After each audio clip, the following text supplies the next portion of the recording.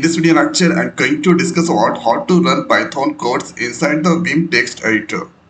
So first here, let's open this command prompt, and if I write there Python, then you can see Python 3.2 or point 0.2 that already installed.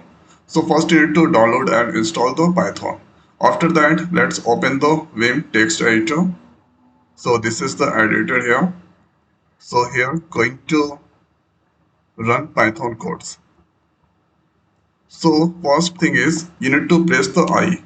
Then this is insert mode, that's enable.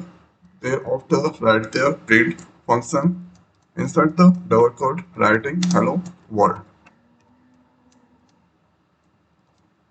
Okay, and if I go on this file tab, then you can see this is the option to save and this is the option to save as.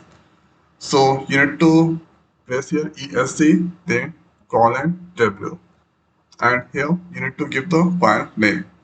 So let's give here first dot. For Python we need to give the extension py. So here you can see first.py or the file that save with colon, and here give exclamation sign, write there Python and give the file name first.py. Press enter. Then you can see new command prompt that's open, hello world. This is displaying there. So according to given code, that's returning the output. Now the next is,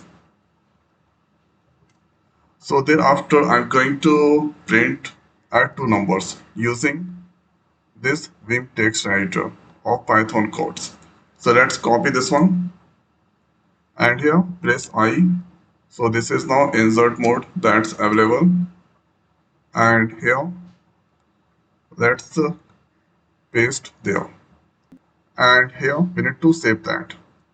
So for saving you need to press ESC W, and for saving this with another name you need to write here colon save, and here let's give add sum dot py. So now here you can see the name that changed here, sum.py, that's come there. Thereafter here write there colon exclamation sign, write Python and give the file name sum.py. Press enter.